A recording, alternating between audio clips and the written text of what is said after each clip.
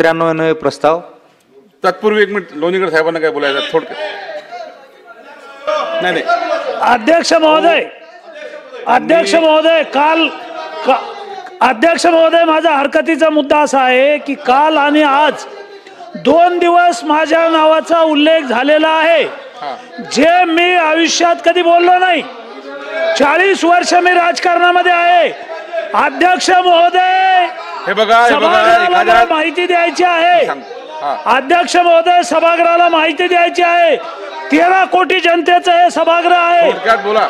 या उच्च सभागृहामध्ये मी जे बोललोच नाही, मी शेतकरी विरोधी बोललो अशा प्रकारचं जे वक्तव्य काही सदस्यांनी केलेलं आहे ह्याच्यामध्ये राजकारण आहे. अध्यक्ष महोदय मी गेली 40 वर्ष राजकारणात आहे आणि शेतकऱ्यांचे 25 हजार लोकांचे मोर्चे काढले, आंदोलनं केली. 100 वर्ष पुढची 100 वर्ष माझ्या रक्ताच्या शेवटच्या थेंबापर्यंत मी शेतकऱ्यांच्या बाजूला आहे. मी शेतकऱ्यांच्या विरोधी बोललेलो नाही. काही लोक राजकारण करतायत. अध्यक्ष महोदय मला या सभागृहाला सांगायचंय, 13 कोटी जनतेला सांगायचंय, माझ्या मृत्यूनंतर माझे हाड सुद्धा म्हणतील की मी शेतकरी आहे. रक्ताच्या शेवटच्या थेंबापर्यंत मी शेतकऱ्यांच्या बाजूला आहे. मी असं बोललेलो नाही. असं असलं तरी अध्यक्ष महोदय महाराष्ट्रातल्या शेतकऱ्यांना जर असं वाटत असेल, कुणाला जर असं वाटत असेल तर मी शेतकऱ्याची 1000 वेळा माफी मागेल. 1000 वेळा. मला शेतकऱ्याची माफी मागायला काही लाज नाहीये, पण यांची माफी मागणार नाही. याला राजकारण करायचंय. पिंपळाचं पान पडलं हे लोक म्हणतात पिंपळगाव जळालं. ह्याला राजकारण करायचं. अध्यक्ष महोदय मी शेतकऱ्यासाठी 40 वर्ष लढलो. 25 वर्ष शेतकऱ्याने मला निवडून दिलेलं आहे. 293 वरती चर्चा सुरू करूया. आपलं म्हणणं सांगितलं लोणीकर साहेब, आपण आपलं म्हणणं मांडलं. या ठिकाणी आता मंत्री महोदय एक मिनिट मंत्री महोदय. अध्यक्ष महोदय बोला. सन्मान्य अध्यक्ष महोदय, या सभागृहाचे एक ज्येष्ठ सदस्य सन्मान्य बबनराव लोणीकर याने ऐका ना, सरकारची भूमिका ऐका. आपण सरकारची भूमिका आपण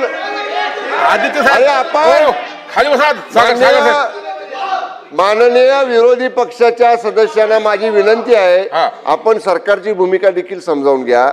या ठिकाणी जे वर्तमानपत्रातनं समाज माध्यमांमधनं या सदनाचे सदस्य सन्मान्य बबनराव लोणीकर साहेबांच्या बद्दलचं वक्तव्य आलं, जे दूरदृश्य किंवा टीव्हीच्या चॅनेलच्या माध्यमातून सगळ्यांनी या ठिकाणी पाहिलं.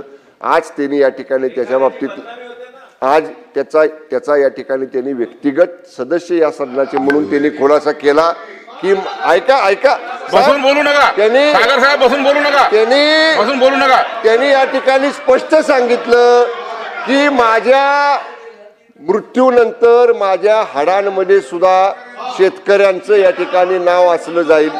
म्हणजे जो माणूस एवढ्या पोटतिडकीनं बोलतो आणि त्यांनी एवढंही सांगितलं की जर अशा पद्धतीच्या माझ्या बोलण्यामुळं काही लोकांच्या भावना दुखावल्या असतील तर ते म्हणले ना की अशा तुम्ही रेकॉर्ड काढा तर मी शेतकऱ्यांची एकदा नाही 100 वेळा माफी मागतो. ते बोलले स्वतः. पण आपण पुढे जाऊया.